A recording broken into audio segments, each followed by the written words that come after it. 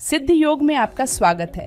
हम आप सबके लिए ऑनलाइन योग कक्षाएं आयोजित कर रहे हैं जो अंग्रेजी और हिंदी दोनों भाषाओं में उपलब्ध हैं। हम प्रत्येक दिन सुबह 5 बजे से रात 10 बजे तक 12 अंग्रेजी और 4 हिंदी की कक्षाओं के साथ आपके लिए उपस्थित हैं, ताकि आपको प्रत्येक दिन सही समय पर योग का अभ्यास करने में सुविधा हो। ये 2 सप्ताह एक ऐसा समय है जिसमें आप शामिल होकर अपने जीवन में एक सकारात्मक परिवर्तन का अनुभव कर सकते हैं, वह भी बिल्कुल मुफ्त में।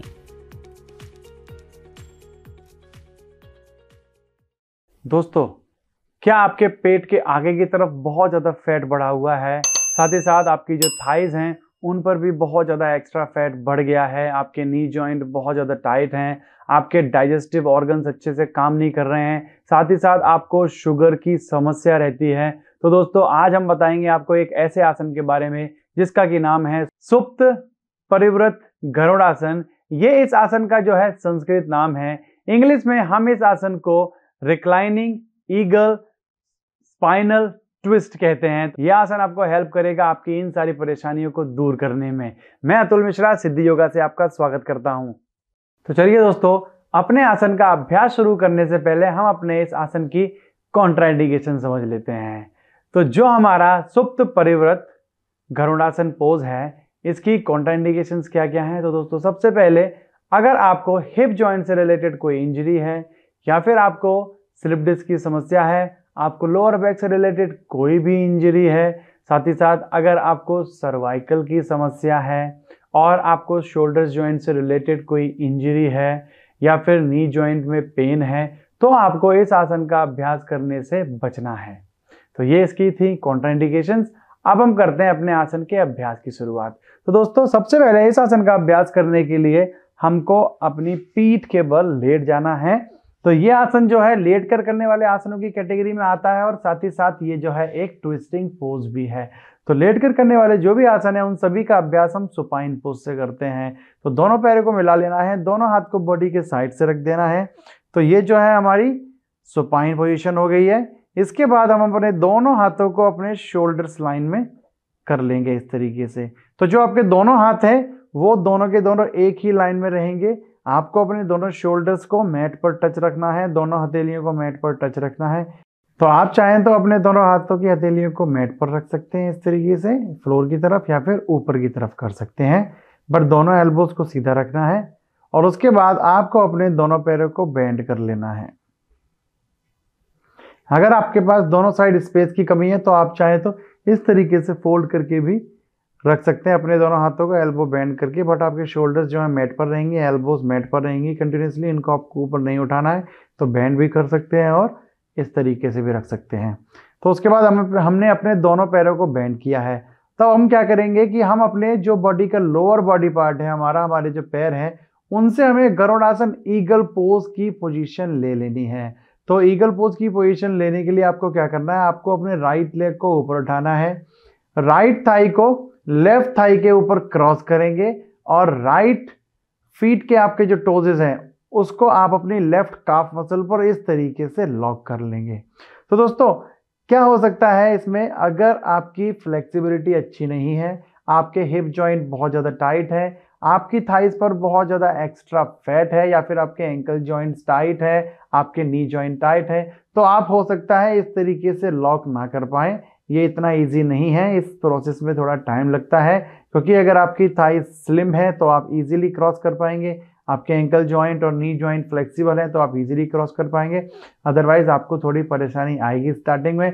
तो आप लोगों को क्या करना है, अगर आप क्रॉस नहीं कर पा रहे हैं तो आपको जस्ट इस तरीके से पोजीशन ले लेनी है और दोनों हाथों को शोल्डर्स लाइन में रखना है। उसके बाद आपको धीरे धीरे ऊपर की तरफ उठाना है, अपने पैरों को, अपने थाइज को अपनी एब्डोमेन और चेस्ट की तरफ पुश करेंगे। अगर पॉसिबल है तो लॉक कर लेंगे, अगर लॉक नहीं कर पा रहे हैं तो इस तरीके से पोजीशन रखेंगे। तो मैं लॉक कर सकता हूं तो मैं लॉक कर लूंगा। उसके बाद आपको क्या करना है दोस्तों, आपने अपने राइट लेग को लेफ्ट पर क्रॉस किया है तो आपकी जो लोअर बॉडी है वो लेफ्ट की तरफ जाएगी और आपकी जो नेक है वो राइट की तरफ जाएगी। इस तरीके से आपको ट्राई करना है कि आपका जो राइट नी है वो नीचे फ्लोर पर टच हो जाए। दोनों हाथ शोल्डर लाइन में रहेंगे। ध्यान रखना है कि अगर आपकी पेट पर बहुत ज़्यादा एक्स्ट्रा फैट है, आपकी लोअर बैक की फ्लेक्सिबिलिटी कम है, आपकी बॉडी की ट्विस्टिंग अच्छी नहीं है, तो हो सकता है कि आपका जो राइट शोल्डर है वो ऊपर की तरफ उठ जाए। तो दोस्तों ऐसे में आपको क्या करना है, आपको ट्राई करना है अपने शोल्डर को नीचे टच करने का। चाहे तो आप बॉडी की ट्विस्टिंग थोड़ी कम कर दीजिए, आप इस तरीके से भी होल्ड कर सकते हैं, बट ध्यान रहे कि आपके जो दोनों शोल्डर हैं वो अगर आपके नीचे मैट पर टच रहेंगे तभी आपकी फ्लेक्सिबिलिटी बढ़ेगी, तभी आपकी ट्विस्टिंग अच्छी होगी।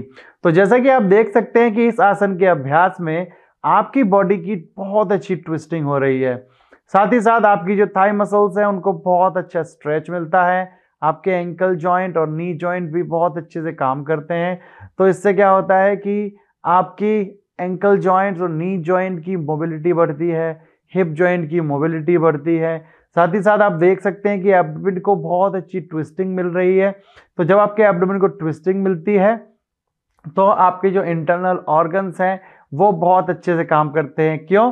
क्योंकि जब आपने इस तरीके से ट्विस्टिंग की है तो आपके जो इंटरनल ऑर्गन्स हैं वो भी प्रेस हो रहे हैं। और उसके बाद जब आप इस आसन को होल्ड करते हैं और होल्ड करते हुए आपको क्या करना है, ब्रीथ इन ब्रीथ आउट।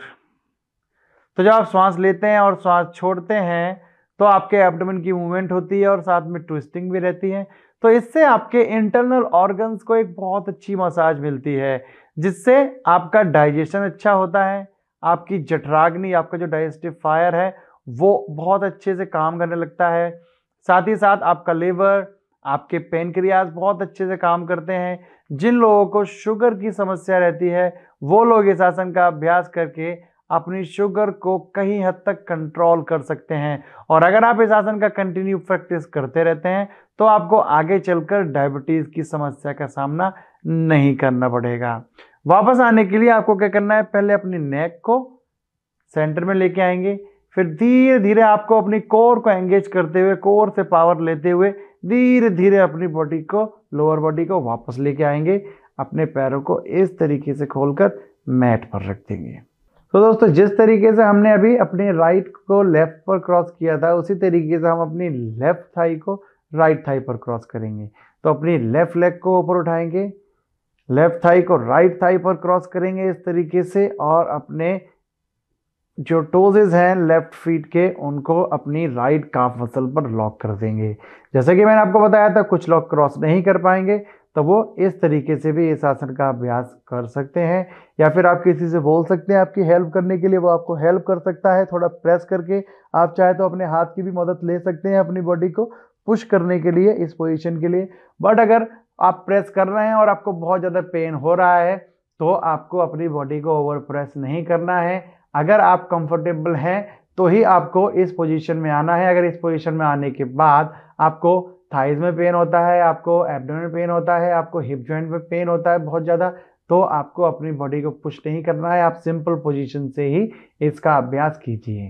तो लॉक कर लेंगे या फिर बिना लॉक के हैंड शोल्डर लाइन में रहेंगे और धीरे धीरे आपकी जो लोअर बॉडी है, यानी कि पहले अपनी थाई को अपने एब्डोमेन की तरफ लेना है ऊपर, लोअर बॉडी को राइट साइड और नेक को लेफ्ट साइड टर्न कर लेंगे इस तरीके से।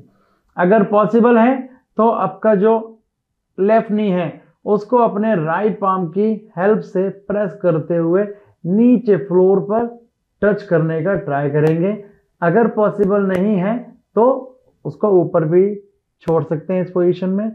बट ध्यान रहे कि आपका जो शोल्डर है, आपका शोल्डर जो है वो ऊपर नहीं उठना चाहिए। आप अपने नी को प्रेस कर रहे हैं और आपका शोल्डर ऊपर की तरफ आ रहा है, ये जो है रॉन्ग पोजीशन है। आपको इस तरीके से इस आसन का अभ्यास नहीं करना है। अगर आप इस तरीके से करेंगे तो आपकी बॉडी को ट्विस्टिंग नहीं मिलेगी। तो आप अपने शोल्डर को टच रखें, नेक को ट्विस्ट रखें और ये जो नी है उसको ऊपर भी रख सकते हैं। आपको इसको अपनी नी को प्रेस तभी करना है कि अगर आपके दोनों शोल्डर हैं वो मैट पर टच रह रहे हैं तो आप इसको प्रेस कर सकते हैं। धीरे धीरे जैसे आपके शोल्डर ऊपर आने स्टार्ट होते हैं तो आपको पोजीशन को वहीं होल्ड कर लेना है। तो इसमें भी आइज क्लोज करके इस आसन के फाइनल अभ्यास में अगर आप आइज क्लोज करके एब्डोमेन पर कंसंट्रेट कर सकते हैं, अपनी ब्रीथिंग पर कंसंट्रेट कर सकते हैं, तो आपको इस आसन के ज़्यादा से ज़्यादा लाभ मिलेंगे। वापस आने के लिए साइमल्टेनियसली अपनी नेक और अपनी लोअर बॉडी को वापस लेके आएंगे, धीरे से इसको रिलीज कर देंगे। दोनों फीट को मैट पर रखेंगे। उसके बाद अपने दोनों पैरों को सामने की तरफ सीधा कर देंगे। फिर धीरे से अपने हाथों को बॉडी की साइड से लेके आएंगे। ये हम सुपाइन पोज में वापस आ गए। तो जहां से हमने आसन की शुरुआत की थी हम उसी पोजीशन में वापस आ गए हैं।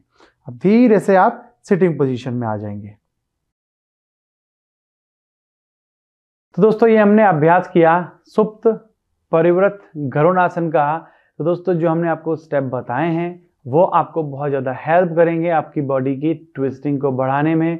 साथ ही साथ उस अलाइनमेंट के साथ अगर आप प्रैक्टिस करते हैं तो आपकी फ्लेक्सिबिलिटी जल्दी बढ़ेगी और आपको इंजरी के चांसेस भी नहीं रहते हैं। ये जो हमने तरीका बताया है वो कंप्लीट बिगिनर जो लोग हैं उनके लिए काफ़ी ज़्यादा अच्छा है।